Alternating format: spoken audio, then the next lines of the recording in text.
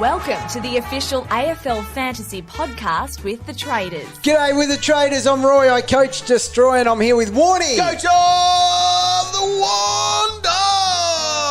Oh my God. And Calvin. Coach of Calvin. Oh God, we're into Here it. we go. Hopefully this is a quick one. I'm just going to doze off here. Self a drink. All right, people. Get ready. As you can hear, we're going to have a look at the Bombers, and Warnie's very excited, as he is every year, before he starts tearing up about halfway through the year when he realises they suck again. But, dog, Go it's for the it. pre-season. Have It's you done about your being preview yet? optimistic. Have you done your preview yet? Oh, yes. You've done your preview yet for your club? Yes. I kept a lid on it, so learn from me. No, what I'm saying is that it's taken so long to get to Essendon because they made the 8. They did. Still Did they didn't win a final? No. Play Rightio, let's look on, at dog. the options for the Bombers and players of note, starting with Zach Merrett. I think that he is a classic option for us. He's only missed 2 games since 2015, so he's just a super durable guy. He averaged 118 in his third year, 117 We're still in his talking fourth about year. that. He's still been over 100 every year since, though. So he went at 110 last year, and then basically that I don't even think is a true reflection of how good he was, because he went at 115 for the first 17 rounds. So he's in peak Zach Merrett form, I would say. And then when it mattered? Yeah, that's probably when it didn't go. He didn't have... had a couple of bad games, and so one of those was a 67 against Fremantle when Sarong tagged him. That's right. Sarong won't be tagging him again. No. So take that one out, Cal. Yeah, but you know what, though? It opens him up for more tagging. We've said that for years. Yeah. God, this is his first player. It's the worst sell I've ever heard. He's He's a taggable. safe premium pick. I don't think there's any... May not totally be a classic one to lock in. Oh. At 110, he can go to 115, and I think you could be in front by doing that. He'll be a top 8 midfielder. Agreed. Look, he is. He is that good. He is. And you're going to take him in your first round of draft, and you're going to be happy with what he does. You could start with Merrett in classic. Yeah. No problem at all. Right. There's a little bit of meat on the bone there. If you go for Essendon, if you like Zach Merrett, you could start with him in your team. Even in Warnie's notes, safe premium pick, but then the ...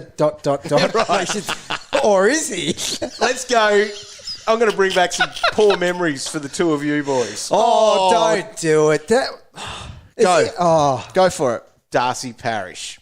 Loser. Now, tell me about I'm kidding, he's your not. thoughts on Darcy Parish. Mate, Just typical me. Yeah. It's not Darcy, it's me. he got a 150. Stupid. He got a 150, and I was I'm an like, idiot. yeah, I'll have a piece of that. Boom. Paid top dollar for him. Of course I did. So anyway, Darcy Parish, he got his midfield opportunity last year. Had the first couple of rounds where he wasn't scoring either, and we're just going, yep, same old Darcy Parish. Yeah. And then when Shield and also Caldwell, who was a midfielder for the Bombers when they brought him in, they went down with injury. So from round 6 to 12, he averaged 133. He was massive. Big numbers. It was They were. massive. So his best scores, Anzac Day, 150, won a medal. 160 in the Dreamtime game, won a medal. Loves a medal. Just needs medals in front of him. So he had a couple of 140s, 130 in there. Like, he was massive all the way through there. So he did have a massive season, but he did drop away at the end. And some of that could be, Shield. That's an issue, I reckon. Stringer, he increased his centre bounces massively in the back half of the season. I reckon the key figure was he was epic at the start. Like, when he got that opportunity, after the bye, he only averaged 96, which is probably where I see him at. So he's at 96 to 100. Yeah, he's at Look, 106. this is rare for He's me, Doc, 106 but I'm going to say average. he's better. He's better than 96. He's 100. 100, yeah. So 96 to 100. That's probably where I feel like he is. So that 106 that he's priced at, so his 105.5 average last year, is a bit overs. I think he hits it. Surely. 105. Yeah. Yeah, I think he can be a 105. I don't think Can be. Will he be? He shouldn't drop off at all. he shouldn't drop off. Did you see 96 after the bye, let alone if you then break it down further? Yeah. He's better than that, dog. This is me sticking up for an Essendon player. Oh, you're sticking up for Darcy Parish. Exactly. And there's no love there. He was Think getting about what he did tagged. the year before. It's not Merrett getting Remember tagged, we it's picked him? Darcy Parish. Remember we picked him? Yes. I remember the time I remember where I was when we talked to each other about what he was doing that game. And then the AFL went into shutdown for 12 weeks and we still had him sitting in our team. God, the memories. And I'm sticking up for him. No. He's 105 easy. You're forgetting what he did to you. Nah, I don't think you can have him.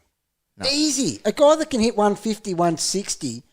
That's not a sub 100 guy. He's the kind of kid growing up that his mum would have made him keep a scrapbook of all his achievements, right? And even now... That's why he goes for the medal. Yeah, he'd cut out the little clips and stick it in his little scrapbook. Yeah, no. Well, who's to say she's not still scrapbooking? Yeah. He's fine. He's over 100. He's over 105. He's 105.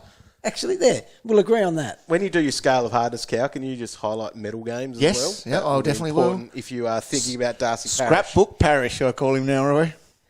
No thanks. He's better Jake than that. Stringer, Roy, you... String trick! Yep. You're on, Roy. Yeah, You had was him last great. year. Yeah. And he was, all right. Still got the mid-forward status. So he averaged 94 after the buy. And so you're picking him up with priced at 80. So Gee an 80.5. So for someone that's going over 90, 94 to be precise, post-buy. And that was all to do with those centre bounces. That's what it was. So if he is getting those again, there's no way he's under 90. But that Bombers midfield is pretty deep. It is, but he...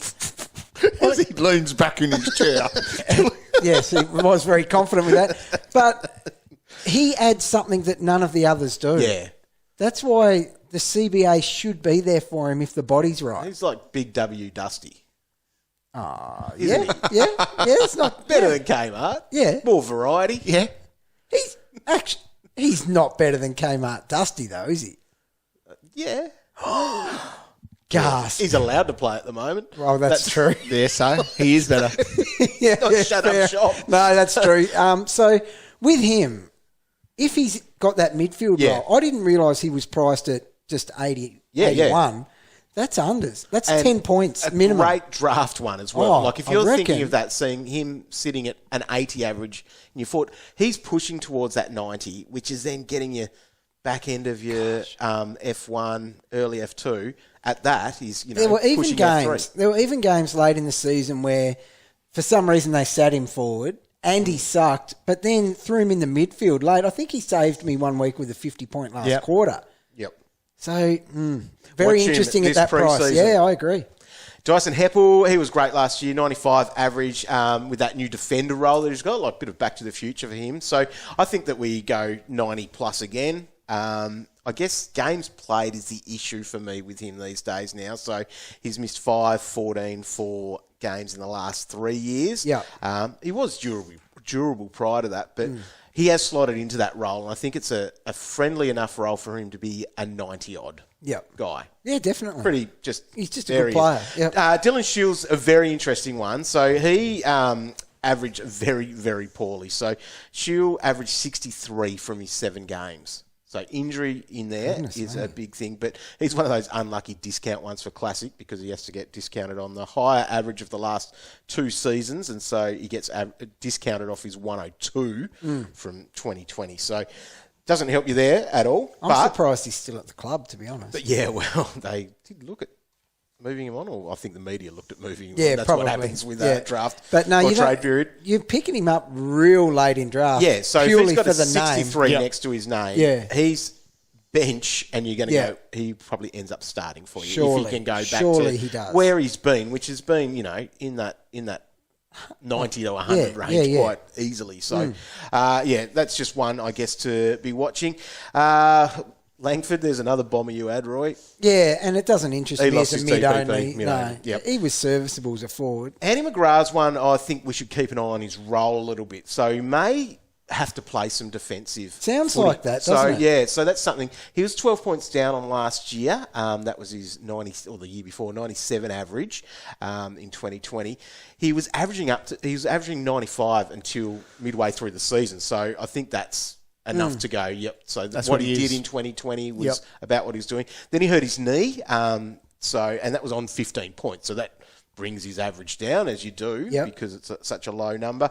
And he was out until the last 2 rounds, then came back only scoring 53 and 74. So Understandably, another one that underdone. would be a draft bench option that you're probably getting better because I guess an 85 next to him probably isn't a true reflection of him being the 90 plus. That He's a mid-90 guy. mid-90s type and thing. That half-back role for him, that's not something to fear with him. No. He gets plenty of He the can ball score back there. Yeah. Speaking of in the back line, Jordan Ridley. So he started last year on Didn't he ever? on fire. Wow. He was Unbelievable. awesome. Till So- Dog got him. Yeah, exactly. That's right. Jeez, that's one of the things. People request showing what the player averages since you've had them in your you team. would not want to look and at I that. would not want that if I had that because Ridley, he averaged 80. And you go, wow, that must be pretty unders from what he did. Considering what he did do was 90, 109, 123 and 110 in the first 4 rounds. So he got concussed. And again, another 15 there. That dents his average. But I think he played every game after that anyway. So he was, so he... 100 after that concussion for the rest of the year. 100. 100. We've seen this before when people get concussed. It just stuffs them right up. Yeah. That must have been him. His and let's role hope so. changed a little it bit was, as well. and that was the thing. Like in those first 4 weeks, he was taking every kick in, playing on 100% of the time, as most players do these days anyway. But he was getting 100% time on ground as well. Like, it was just significant. I think guys that came in there, he took all but 8 kick-ins in the first 4 rounds, and that was 41 for him. So 41 times 3, Cal? That's a lot. 120. 3. Really? Yeah. Around it. It was good. So he got those points in those 4 weeks just from those kick-ins. So Yeah. Heppell jumped on for a few, but it was Mason Redmond who was probably taking the bulk majority of those as well. So his role was shared in that after the concussion. Yeah. So if you want to hang on to a little bit going, do they go back to what worked at the start of the season with him? Don't know. But the other part of that too, I think that Jake Kelly coming in from Adelaide is a positive for him. Right. So it will be a bit of a watch. But at 80, priced at 80, so that's 671K in Classic. Feels minimum 10 unders. It does. It's like that's an absolute minimum that he goes at, I think. So you're not going to miss out too badly, No. especially draft as well. Well, he's not going worse than his asking price. No way. Another guy, Jye Caldwell, $488,000. He's priced at 58. I think we all picked him priced at higher than that last year.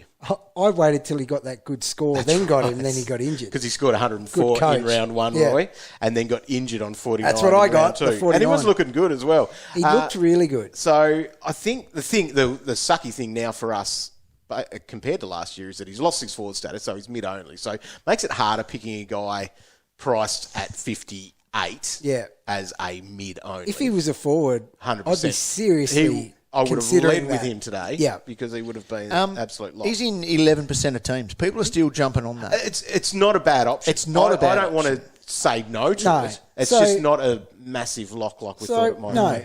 You're right. But so he is minimum 20 points upside, and that's without a sweat. He goes 80 plus. easily. 100% he does. Yep. So it's not a bad pick, Yep. is it? No. He scored 100 in his first game for the Bombers. Yeah.